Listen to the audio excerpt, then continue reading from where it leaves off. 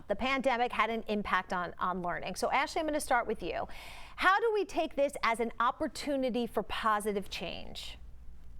That's such a great question because we've learned so much from this pandemic in New Jersey. There are so many great things happening because of the leadership or the innovation at both the teacher level, principal level, and the superintendent level. And this past month and a half, Jersey Can spoke with a bunch of different leaders to kind of tease out and hear, what did you learn? What are you keeping? And what do you think you're going to see in the fall? So we're really excited because some of those best practices that were pilots are now going to roll out into the upcoming school year. And are those schools kind of sharing that information with each other to say, hey, this really worked for us? Sometimes. So it depends on, where you are and how closely, networked you are as a superintendent or district leaders. There are some counties in New Jersey that have really tight, close-knit kind of communication chains, and they can share those best practices.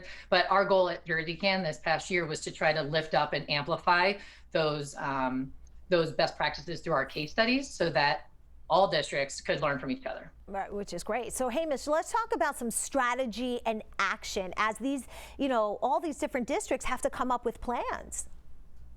Yeah, I mean, and the beauty of the Northeast is that we have a lot of school districts, and that's kind of a double-edged sword, right? Because for statewide implementation, it can be difficult at times, but for innovation and trying new things out, and also being, in tune with the needs of the community, you have a little more opportunity because the districts are smaller. Actually, in Connecticut, we have more districts than towns. Wow. We have over 200 districts and 169 towns. So just to put it in perspective. So in terms of strategy, I think a lot depends on how the districts utilize the federal money that's coming from the ARP or the American Rescue Plan.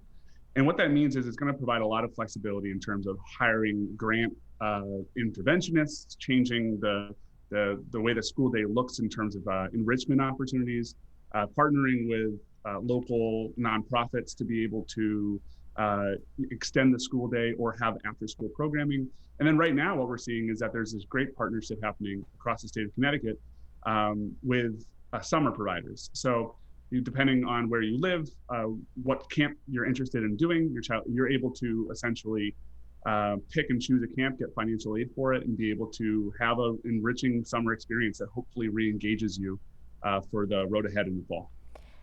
Ashley, I wonder when these districts are looking at this American Rescue Plan money, this isn't going to be a continuous amount of money that comes in. So they need to come up with a strategy of how to spend this and use it wisely, because it's like a one-shot deal. You're exactly right. And it's the third of three, federal stimuluses here. So what we're seeing in New Jersey is, some of the leading districts who always had a really good strategy on how to manage their budget and spend their money are doing really well. I think the challenge for all of them, though, was, do you choose facilities and some of those problems that have kind of been a thorn in your side with this one-time expenditure and get that off your plate and then pivot? And I think the good news is that the way that the federal funds were stipulated is that some of it can be used for that and some of it must be intentionally used for accelerating learning. So we're seeing both, and we're really looking forward to seeing what innovations come out of it, because unfortunately, there's a lot of facility challenges that many school districts across, the buildings are old and falling down, and HVAC was a massive concern this year. So it's completely noted and worthy to invest in some of that infrastructure,